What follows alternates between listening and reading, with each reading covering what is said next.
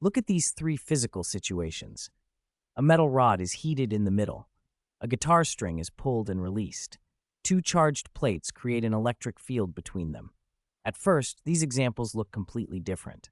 Heat spreads, a string vibrates, electric charges create forces. But mathematically, they have something in common. In each case, the main object is not a single number. It is a quantity spread across space. Temperature along the rod. Displacement along the string. Electric potential in the region between charges. This is where mathematical physics begins. We stop asking only where one object is. Instead, we ask how an entire function changes. In elementary mechanics, we often describe motion using a function like x of t. At each moment in time, the particle has one position. This is already a powerful idea. A changing physical quantity becomes a function, but many systems in physics are not described by one moving point. A string has a height at every point. A metal rod has a temperature at every point. A gas has pressure and density at every point. So instead of one function of time, x of t, we need a function of space and time. We write it as u of x and t. For each position x and each time t, the function gives the value of the physical quantity. This function is called a field. A field is not just a formula, it is a moving landscape of values. Let us begin with heat. Imagine a thin metal rod. At the beginning, the middle of the rod is hot and the ends are cooler. The temperature is a function u of x and t. Now focus on one point of the rod. If this point is hotter than its neighbors, heat flows away from it. If this point is colder than its neighbors, heat flows into it. So the future temperature at a point depends on the local shape of the temperature graph near that point. For heat flow in one dimension, the important geometric quantity is curvature. A flat part of the graph does not change very much. A sharp peak moves downward, a valley fills upward. This is the meaning of the heat equation. U sub t equals alpha times u sub xx. The left side tells us how temperature changes in time. The right side tells us how curved the temperature profile is in space. So the equation says the time change of temperature is controlled by spatial curvature. Now consider a different system. A string is fixed at both ends, pulled upward and released. Again, the physical state is a function. U of x and t is now the vertical displacement of the string. But the law is different. For a string, curvature does not directly cause smoothing. Curvature causes acceleration. If a part of the string is bent, tension pulls it toward becoming straight. The more curved the string is, the stronger the acceleration. That is why the wave equation contains a second derivative in time. U sub tt equals c squared times u sub xx. The left side is acceleration of the field. The right side is curvature in space.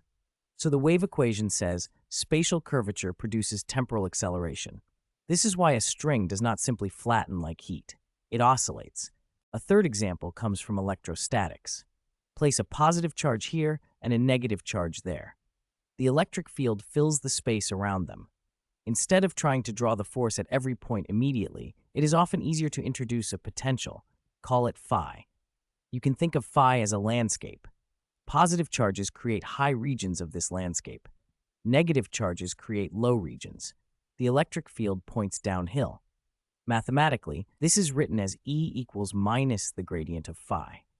The field points in the direction where the potential decreases fastest, and the potential itself is determined by the charge distribution. This is described by Poisson's equation. Delta phi equals minus rho over epsilon 0. So again, a real physical system becomes a problem about a function in space. The unknown is not a number. The unknown is the shape of a field. These examples show why partial differential equations appear so naturally. The unknown depends on more than one variable, usually space and time, and the law connects derivatives with respect to these variables. But a differential equation alone is not the full physical problem. For heat, we also need to know what happens at the ends of the rod. Are the ends held at a fixed temperature? Are they insulated? Can heat escape? These are boundary conditions. We also need to know the starting shape. That is the initial condition. So a physical problem has three pieces: a local law, boundary conditions, and an initial condition. Together, they determine the evolution of the field. At this point, solving the problem may seem impossible. A function has infinitely many values. How can we predict the motion of an entire shape?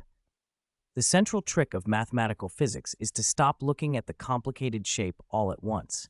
Instead, we look for simple shapes that the equation understands. For a string fixed at both ends, these shapes are sine waves. The first sine wave is the simplest possible bend. The second sine wave has one extra oscillation. The third has even more. By adding these modes together, we can build a complicated initial shape. This is the beginning of Fourier analysis. The important idea is not that sine waves are beautiful. The important idea is that they are natural coordinates for the problem. Just as a vector can be decomposed into basis directions, a function can be decomposed into basis functions. Once the complicated shape is written as a sum of simple modes, the equation becomes easier to understand. For the heat equation, each mode fades. High-frequency modes fade faster. For the wave equation, each mode oscillates. So the same spatial shapes can have different time behavior depending on the physical law. This gives us the first map of the course. Methods of mathematical physics are not a random collection of tricks. They are ways of finding the natural language of a physical system. Separation of variables helps us split space and time. Fourier series help us decompose shapes into modes. Sturm-Liouville theory explains why boundary conditions select special modes. Bessel functions appear when the geometry is circular. Legendre polynomials appear when the geometry is spherical. Green's functions describe the response of a system to a concentrated source.